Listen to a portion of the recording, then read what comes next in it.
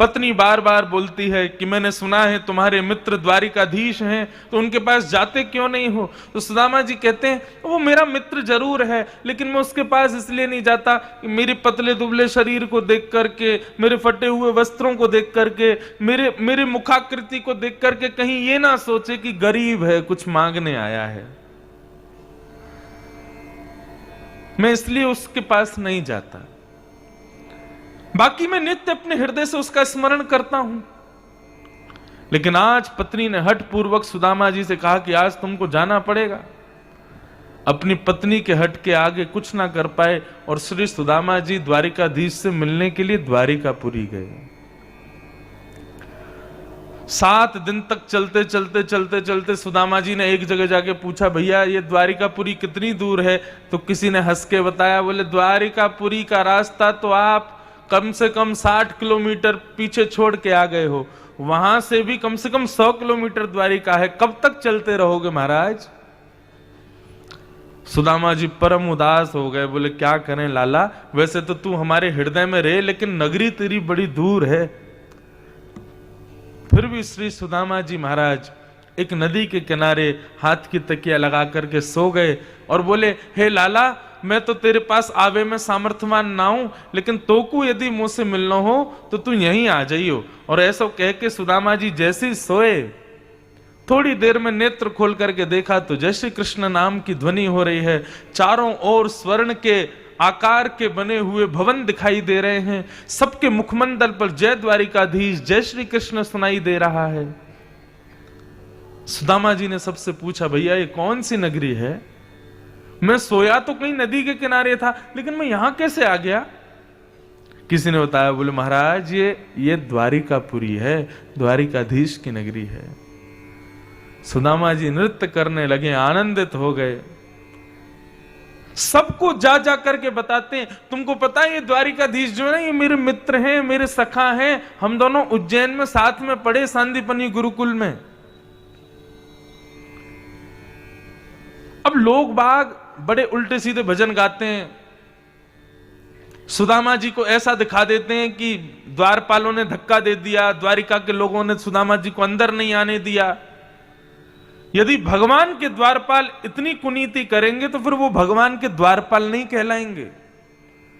जब भगवान के द्वारपालों में ही इतना शिष्टाचार नहीं है कि ब्राह्मण को इस प्रकार से अवहेलना करेंगे, तो ऐसे भगवान के द्वारपाल हो सकते हैं? आप विचार करो। ऐसा बिल्कुल नहीं हुआ था कि धक्का दे दिया, फेंक दिया, सुदामा जी को मिलने नहीं दिया। सुदामा जी जब गए, जाकर के प्रार्थना की कि भैया हमारो नाम सुदामा है, हम इतनी दूर से आए हैं, कृष्ण के बचपन के सखा हैं, मेरी फटी हुई धोती, मेरे पतले दुबले शरीर को देख करके ये मत सोचना कि मैं कुछ मांगने आया हूं, वो मेरे मित्र हैं, मेरे सखा हैं, केवल उनसे मिलने आया हूं। द्वारपालों ने ससम्मान सुदामा जी को बिठाया और कहा कि महाराज हमारे द्वारिकाधीश के मित्र आप जैसे ही होते हैं। बड़े बड़े राजा खड़े हैं लाइन में, लेकिन ठाकुर जी के मित्रों कौन से? बोले कोई त्रिपुंड लगाए होगा, कोई उर्धपुंड लगाए होगा, कोई कीर्तन कर रहा होगा, किसी की लंबी चोटी होगी। बोले ऐसे ही ठाकुर जी के सखा हैं सारे। ठाकुर जी राजाओं को सखा थोड़ी मानते हैं, ठाकुर जी तो भक्तों को सखा मानते हैं। लेकिन अभी ठाकुर जी प्रसाद पा रहे हैं, आपकी आज्ञा हो तो थोड़ी देर बैठी हम देख के आए। भीतर जाके द्वारपालों ने देखा ठाकुर जी प्रसाद पा रहे थे। द्वारपालों ने बड़े सकुचाए भाव से कहा, नाथ क्षमा करना, बीच में व्यवधान दे रहे हैं, लेकिन द्वार पर एक दुर्बल सा ब्राह्मण आया है। उसके मस्तिष्क के तेज को देख करके लगता है परम ज्ञानी है, परंतु उसके वस्त्र, परंतु उसका अंग वो देख करके लगता है कि 4 दिन से भोजन भी नहीं किया होगा। आपको अपने बचपन का सखा बताते हैं, उज्जैन में आपके साथ सांदीपनी गुरुकुल में पढ़े थे। अब तक तो भगवान भोजन करते जा रहे थे, सुनते जा रहे थे, लेकिन जैसे ही बताया कि उन्होंने अपना नाम सुदामा बताया है, ये भाव सुनते ही ठाकुर जी का कवल रुक गया, मुख से भोजन खाना बंद कर दिया। ठाकुर जी बोले, सुदामा जी आए हैं, मेरे मित्र मेरे सखा सुदामा जी आए हैं। बोले जी महाराज, द्वार पर खड़े हैं। ठाकुर जी बोले तुम उनको द्वार पे छोड़ा है, भीतर नहीं लेकर के आए? मेरे सखा सुदामा आए हैं, भोजन की थाली दूर की है, 16,100 पटरानियां नए नए व्यंजन लेकर के हाथ में खड़ी हैं, बड़े बड़े महामंत्री कुबेर आदि देवता आकाश में खड़े हैं ठाकुर जी के हाथ धुलाने को, ठाकुर जी को जल पिलाने को, ठाकुर जी की सेवा करने को। सबको छोड़ करके जगन्नाथ दौड़े हैं अपने मित्र से मिलने के लिए। मुकुट कहीं गिरा है, गले की मालाएं टूट टूट करके गिर रही हैं। महामंत्री, सेनापति, रुक्मणी, जामवती, सत्यभामा, यमुना सब दौड़ रही हैं और ठाकुर जी सबसे आगे आगे दौड़ रहे हैं कि मेरा मित्र, मेरा सखा सुदामा आया है। दौड़ करके मुख्य द्वार पर जाकर के जैसे सुदामा को देखा, मानो ठाकुर जी ने इतनी जोर से अपने हृदय से लगाया कि बस थोड़ी देर अगर ठाकुर जी नहीं छोड़ते तो सुदामा जी ठाकुर जी में विलीन हो जाते। नेत्रों से झरझर के आंसू बह रहे हैं ठाकुर जी के।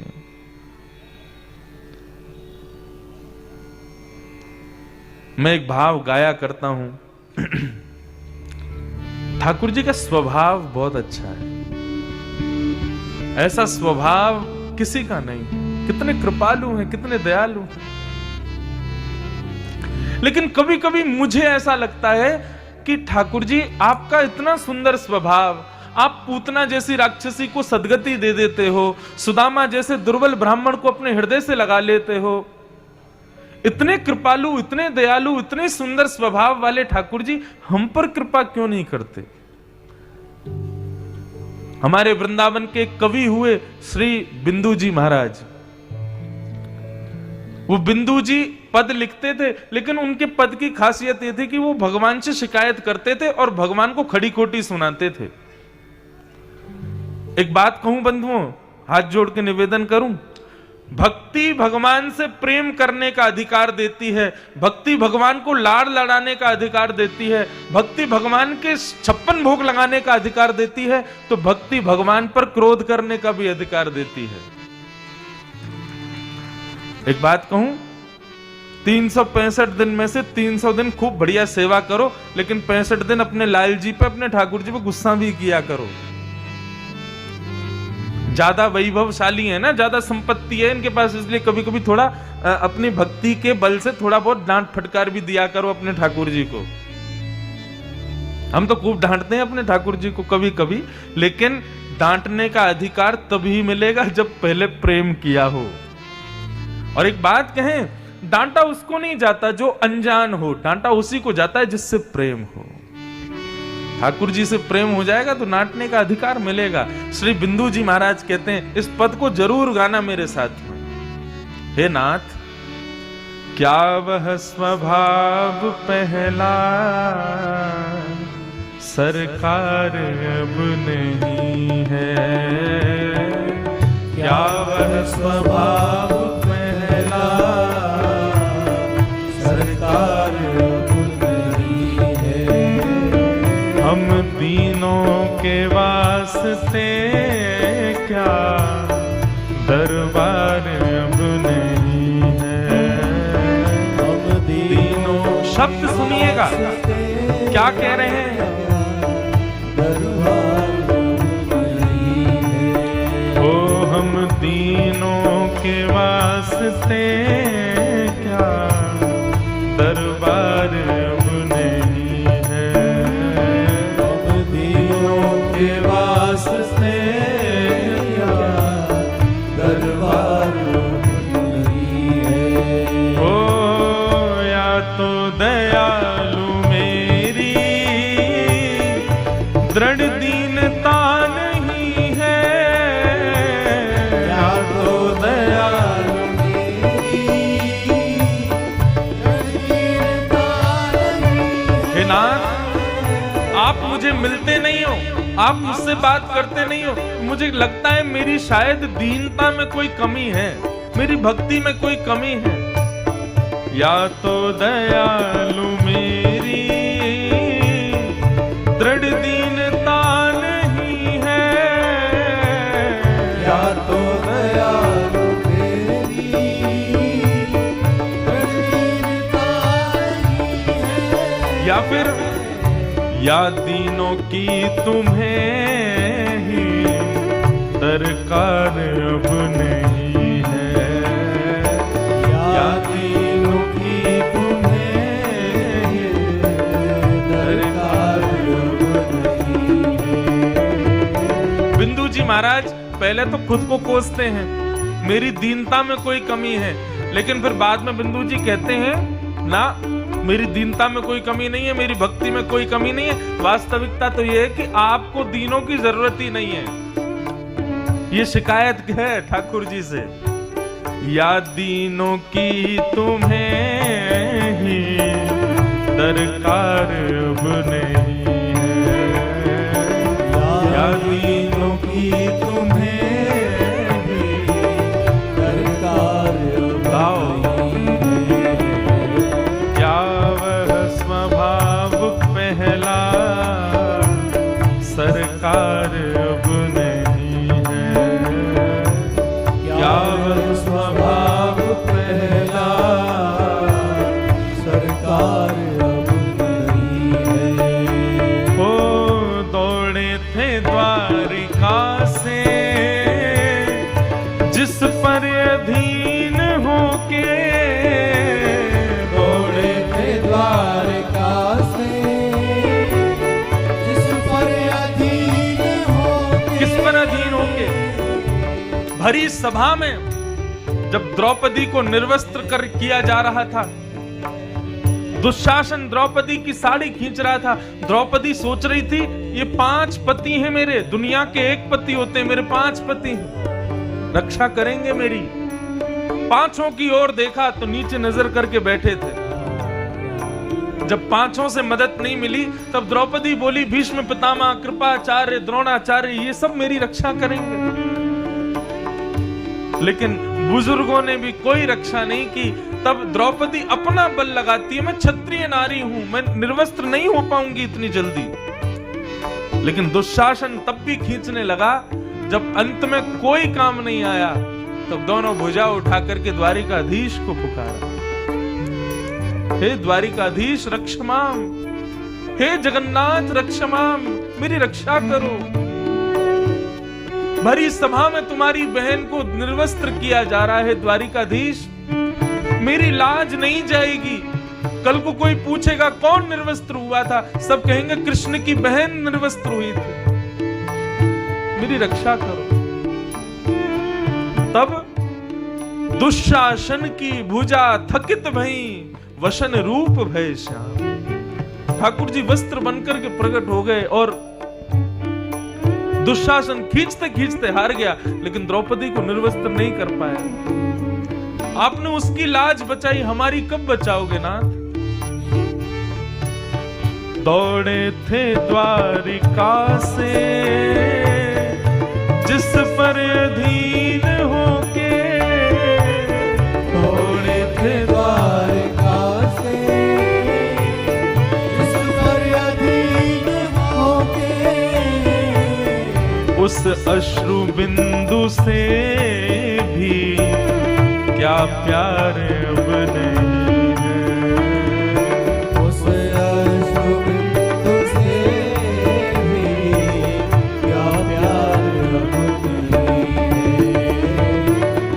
क्या वह स्वभाव पहला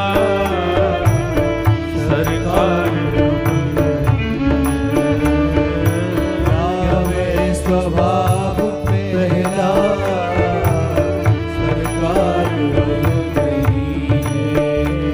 हम दीनों के वास्ते क्या दरबार अब नहीं है, दीनों के वास्ते क्या दरबार अब नहीं है। ओ क्या प्यार अब नहीं है, क्या प्यार अब नहीं है। ओ दरबार अब नहीं है, दरबार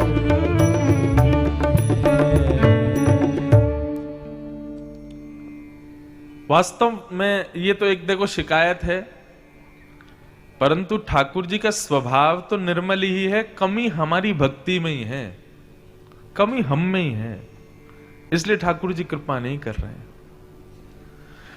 लेकिन एक बात कहूं, ये कथा सुन रहे हैं, उनको याद कर रहे हैं, उनके भाव में रो रहे हैं, उनकी सेवा कर रहे हैं, ये कोई कृपा से कम है? दुनिया में कितने लोग हैं लेकिन सब कथा नहीं सुनते, सब ठाकुर जी के प्रेम में उन्मुक्त नहीं होते, सबको ठाकुर जी की सेवा नहीं मिलती। हमें ये प्राप्त है, ये कम है क्या? सुदामा जी को लाकर के द्वारिका के सिंहासन पर बिठा दिया ठाकुर जी ने।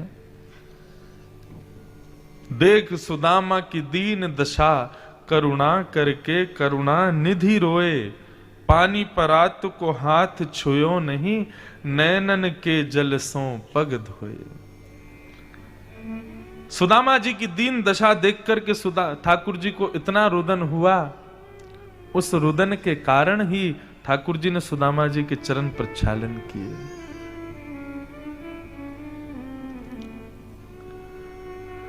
सुदामा जी महाराज से भगवान ने पूछा, और सुदामा जी आपका ब्याह हो गया? अब मित्रों की चर्चा हो रही है आपस में। भगवान सुदामा जी बोले, लाला मेरो ब्याह तो है गयो, 2 बालक भी हैं। ठाकुर जी बोले, हमको ब्याह में नहीं बुलाया आपने? सुदामा जी बोले, लाला हम छोटे मोटे आदमी, छोटे से ब्राह्मण, ब्याह भी कर्जा लेके कियो, तो को कैसे बुलाते? तू महाराज धीराज है, राजा है। अब मेरी छोड़, अपनी बता, तेने ब्याह कियो कि नहीं कियो? अब ठाकुर जी क्या बोले? चुप बिल्कुल। हाँ हो गए हमारे ब्याह भी। बोले हमारे ब्याह मतलब कितने ब्याह हुए हैं? ठाकुर जी बोले अब ये विषय अभी छेड़ना जरूरी नहीं है। बात बोले मैंने थोड़ी छेड़ो, तेने छोड़ो, तेने ही पूछी मेरो ब्याह भयो कि नहीं भयो, तो मैं भी पूछ रहा हूं तेरो ब्याह भयो कि नहीं भयो। ठाकुर जी बोले हाँ हो गए। अच्छा कहां है भाभी, कहां है, दर्शन कराओ। भगवान बोले भाभी से मिलोगे? बोले हाँ मिलेंगे। अब सुदामा जी को क्या पता थी 16,108 भाभी यहाँ हैं। सुदामा जी बोले भाभी से मिलवा। बोले लाला। तो ठाकुर जी बोले बैठे रहो, भाभी आ रही है प्रणाम करने। भगवान ने इशारा किया आओ सब। अब महाराज लंबी लाइन लगी है, दूर तक जहां तक दृष्टि जाए खड़ी है माताएं। मैं रुक्मणी प्रणाम, देवी चर सौभाग्यवती रहो। दूसरी आई, मैं सत्यभामा प्रणाम, देवी चर सौभाग्यवती रहो। मैं जामवती प्रणाम, देवी चर सौभाग्यवती रहो। मैं कालिंदी यमुना प्रणाम, देवी चर सौभाग्यवती रहो। मैं मित्रविंदा, मैं लक्ष्मणा, मैं भद्रा, करते करते करते करते करते 500 भगवान की पत्नियां प्रणाम कर गई। सुदामा जी का तो हाथ ही थक गया आशीर्वाद देते देते। सुदामा जी बोले लाला कितनी और हैं? भगवान बोले 16,108। ये सब अपनी है? ठाकुर जी बोले तो क्या पड़ोस से थोड़ी आएंगे? सुदामा जी बोले लाला हमने एक ब्याह कियो तो को नहीं बुलाया, तो तू इतनो सुना रो, खुद ने इतने सारे ब्याह किए, अरे कोई एक में ही बुला ले तो हमें। ठाकुर जी बोले इनमें से कितने ब्याहों में तुम्हें खुद नहीं गया था, बिना दूल्हा की ब्याह है गए हो। ठाकुर जी की लीला अपरंपार। तो सुदामा जी बोले लाला देख मैं पतलो दुबलो ब्राह्मण, 500 बहुवन ने आशीर्वाद दे के हार गए हो, 16,000 कहां से पूरी करूंगो? तो एक काम कर लाला, अपनी सारी बहुवन की तरफ से तू मुझको प्रणाम कर ले, मैं तो को आशीर्वाद दे दूंगा। आहा, द्वारिकाधीश प्रणाम कर रहे हैं सुदामा जी को और सुदामा जी उनको आशीर्वाद दे रहे हैं। बंधुओं मित्र हो तो सुदामा जैसा, नहीं तो मित्र हो ही नहीं। आज द्वारिकाधीश यदि सोने की नगरी के राजा हैं, द्वारिकाधीश साक्षात लक्ष्मी के पति हैं, द्वारिकाधीश के यहां किसी वस्तु का अभाव नहीं है, ये सब सुदामा की कृपा है द्वारिकाधीश के ऊपर। आप कहोगे ऐसा कैसे कह सकते हो आप? जब कृष्ण सुदामा दोनों उज्जैन में पढ़ते थे सांदीपनी गुरुकुल में, तो एक दिन भृगु ऋषि भिक्षा मांगने आए। सांदीपनी गुरुकुल में आकर के भृगु ऋषि ने भिक्षा मांगी। भिक्षाम देहि माते। मां ने मन में विचार किया, अभी अनाज आदि सब है नहीं इतना, 2 पोटली में चने रखे हैं, वो भी सुदामा और कृष्ण के हैं। ये दोनों वन में बालक जाएंगे बेचारे फूल पत्ते तोड़ने के लिए, कुछ खाने को भूख लगेगी तो इनके लिए चने रखे हैं। अब बाबा को तो कहीं और से भी भिक्षा मिल जाएगी, मैं क्यों दूं? तो गुरु मां ने कह दिया, महाराज जी आज घर में, आज विद्यालय में देने के लिए भिक्षा नहीं है, आप कल आ जाना। भृगु ऋषि वहां से जाने लगे, लेकिन मन में विचार करने लगे कि इतना बड़ा सांदीपनी गुरुकुल, इतने सारे बालक, यहां भिक्षा देने को कुछ नहीं था। नेत्र बंद करके ध्यान किया तो चने की 2 पोटलियां दिखाई दे गईं, जो मां ने कृष्ण और सुदामा के लिए रखी थी कि दोनों वन में जाएंगे तो खा लेंगे। भृगु ऋषि ने विचार किया, बालकों की भूख की चिंता बहुत है मां को। एक ऋषि आया द्वार पर भिक्षा मांगने के लिए, उसको स्पष्ट मना कर दिया। मां, मैं भी श्राप देता हूं, जो इन चनों को खाएगा वो जीवन पर्यंत दरिद्र हो जाएगा, लक्ष्मीहीन हो जाएगा, उसके जीवन से लक्ष्मी चली जाएगी। आज अपनी भूख मिटा लेगा इन चनों से, लेकिन जीवन में अपनी भूख को कभी तृप्त नहीं कर पाएगा। ये मेरा श्राप है इन चनों को। भृगु ऋषि ये श्राप दे रहे थे और वहीं झाड़ी के पीछे तुलसी तोड़ रहे थे श्री सुदामा जी। और सुदामा जी ने ये बात सुन ली कि भृगु ऋषि ने मेरे और कृष्ण के पक्ष के रखे हुए चनों को श्राप दे दिया है। सुदामा जी के नेत्र सजल हो गए और मन में विचार करने लगे, मैंने अपने सखा कृष्ण को आज तक कुछ नहीं दिया, देने लायक हूं ही नहीं, मेरे पास कुछ है ही नहीं देने को। परंतु आज यदि उसके पक्ष के चनों को भी मैं खा जाऊं और अपने पक्ष की लक्ष्मी भी अपने लाला को दे दूं, तो यह मेरा सबसे बड़ा उपहार होगा मेरे कन्हैया को। और जब गए वन में कृष्ण और सुदामा, मां ने दे करके भेजे थे पोटली, भाई जब भूख लगे दोनों को खा लेना। दोनों पत्ते तोड़ रहे थे, वृक्ष की टहनियों से कुछ लकड़ियां तोड़ के ले जाने के लिए तैयारी कर रहे थे। ठाकुर जी बोले, सुदामा बड़ी जोर की भूख लगी है, चलो दोनों वो चने रखे गुरु मां ने, खाएंगे। सुदामा जी बोले, हाँ थोड़ी देर में खाते हैं। सुदामा जी तो बहाना ढूंढ रहे थे, कहीं भी ऐसा बहाना मिले तो मैं ही खा जाऊं सारे, इसको देना ना पड़े, मेरा लाला दरिद्र हो जाए, मेरा लाला लक्ष्मीहीन हो जाए, जानते हुए भी मैं ऐसा कभी नहीं कर सकता अपने सखा के साथ। ठाकुर जी वृक्ष पर चढ़ने में बड़े कम निपुण हैं, सुदामा जी बड़े अच्छे हैं, 2 मिनट में चढ़ जाते हैं। तो एक लंबा वृक्ष देख करके सुदामा जी दौड़ करके उस पर चढ़ गए और ठाकुर जी से बोले, लाला आजा। बोले, अरे सुदामा तुमको पता है मैं चढ़वे में इतना बढ़िया ना हूं। धीरे धीरे चढ़ने लगे ठाकुर जी। इतने में सुदामा जी ने पोटली खोली, चना खाने लगे, अपने पक्ष के खा गए। ठाकुर जी के पक्ष की पोटली खोल करके जैसे ही खाना शुरू किया, ठाकुर जी बोले, अरे रुक जाओ, मैं आ रहा हूं, मुझे भी भूख लगी है, मैं भी पाऊंगा। लेकिन सुदामा जी के नेत्र सजल हो गए। बोले, कन्हैया मुझको क्षमा कर दे, आज मैं तुमको ये चने नहीं दे सकता। ठाकुर जी बोले, सुदामा जी मुझको भूख लगी है, मत खाओ आप। लाला तू कल भोजन कर लियो, लेकिन आज भूखो रह ले। तू आज भूखो रहेगो तो जीवन भर तृप्त रहेगो। और ठाकुर जी के पक्ष के चने खा गए ठाकुर सुदामा जी। वास्तव में आज द्वारिकाधीश सोने की नगरी पर राज करते हैं, द्वारिकाधीश के बच्चे 56 भोग पाते हैं। ये सुदामा जी की सखा का तोहफा है ठाकुर जी को। सुदामा जी के बच्चे विद्यालय से पढ़ करके आते हैं, पिताजी भूख लगी है। सुदामा जी आलू जैसे दिखने वाले पत्थर ले आते हैं, बच्चों से कहते, देखो मैं आलू ले आया हूं। और एक पतीले में जल डाल करके धीरे से उन पत्थरों को रख देते हैं, बच्चों को दिखाते हैं, देखो अभी आलू पक रहे हैं और जब तक ये पकेंगे तब तक क्या करोगे, चलो कथा सुनो। और दोनों बच्चों को गोदी में लेकर के कथा सुनाते सुनाते सुनाते भूखे ही सुला देते हैं। ये सुदामा जी की स्थिति है।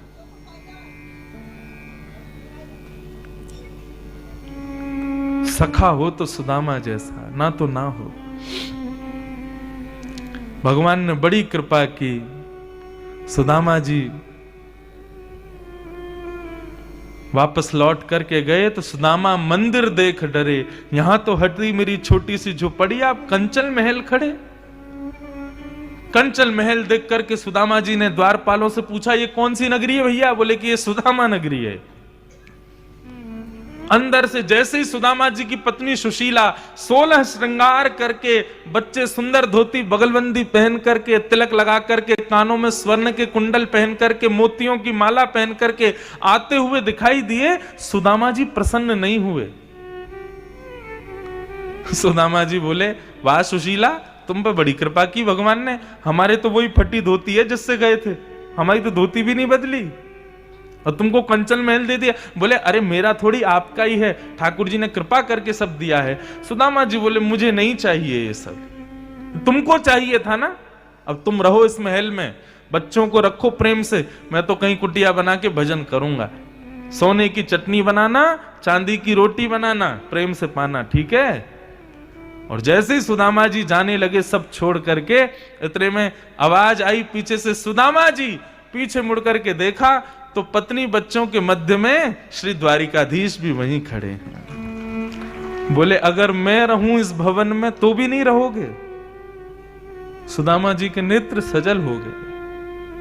नाथ, मैंने आपसे कुछ नहीं मांगा तो आपने मुझे सब कुछ क्यों दिया?